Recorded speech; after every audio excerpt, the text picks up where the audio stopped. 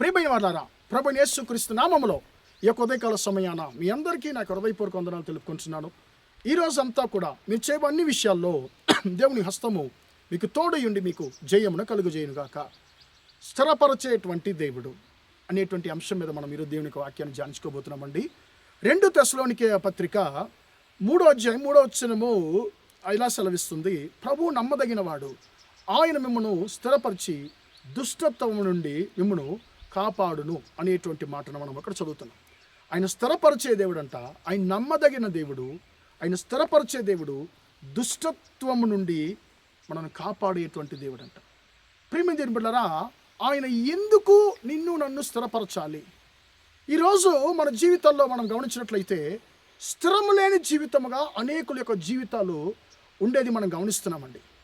నాకు ప్రార్థనా జీవితంలో స్థిరము లేని ఒక పరిస్థితి ఉందండి, నా ఆత్మీయ జీవితంలో స్థిరము లేని పరిస్థితి ఉందండి అని కొంతమంది అంటారండి. కొంతమంది నా వ్యాపారంలో, నా బిజినెస్లో ఒక స్థిరం లేని పరిస్థితి ఉందండి అంటారు. కొంతమంది నా కుటుంబ జీవితము ఒక స్థిరము లేని ఒక పరిస్థితిలో ఉంది అంటున్నారు. ఈరోజు ప్రతి వ్యక్తి ఎదురు చూసేటువంటి ఒక కార్యము ఏంటంటే స్థిరము కావాలి, ఒక స్థిరమైన జీవితము కావాలి, ఒక స్థిరమైన పరిస్థితి నాకు కావాలి, నేను స్థిరపరచబడాలి అనేటువంటి దానిని చాలామంది ఎదురు చూస్తూ ఉంటారండి. ఈ యొక్క అలాంటి తలంపులతో మీరు ఉన్నట్లయితే ఈ వాక్యము మీ కొరకే దేవుడు మాట్లాడుతున్నాడు. ఆయన నమ్మదగిన వాడు, ఆయన నిన్ను స్థిరపరిచేవాడు. ఈ యొక్క సంవత్సరము నీ జీవితాన్ని ఆయన స్థిరపరచబోతున్నాడు.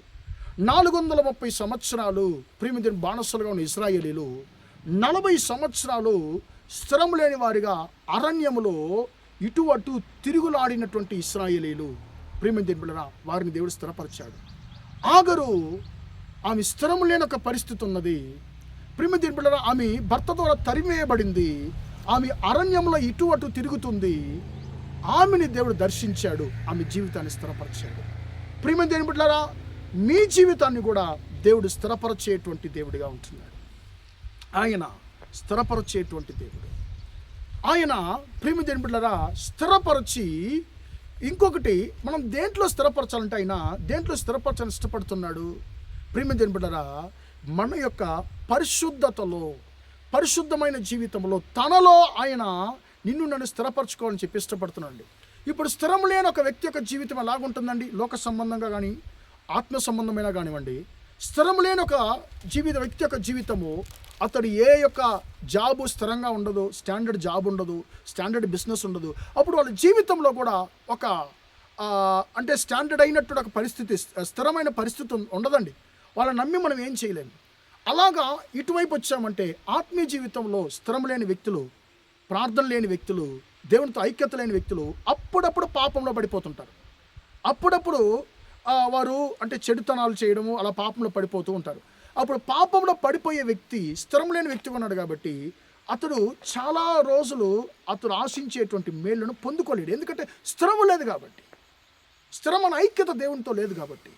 అప్పుడు ఈ స్థిరం లేని పరిస్థితి మన యొక్క మేలులను అడ్డుగిస్తూ ఉందండి. కాబట్టి దేవుడు అంటున్నాడు, నేను నిన్ను స్థిరపరచబోతున్నాను, ఒక మంచి ఉద్యోగంలో, ప్రార్థన జీవితంలో నిన్ను స్థిరపరచబోతున్నాను చెప్పి దేవుడు నీతో నాతో మాట్లాడుతున్నాడు. కాబట్టి ఆ స్థిరపరిచే దేవునికి మన జీవితాన్ని అప్పగిద్దాం. ప్రార్థన చేద్దాం. ప్రేమగల మా తండ్రి, దయగల దేవ, నీ బంగారు పాదాలకు స్తుతులు స్తోత్రాలు చెల్లిస్తున్నామయ్యా. ఇంతవరకు తండ్రి మీ బిడ్డలు, మీ మాటలు విన్న మీ బిడ్డలు మీరు దీవించండి, ఆశీర్వదించండి తండ్రి. అయ్యా, నువ్వు స్థిరపరిచే దేవుడు తండ్రి.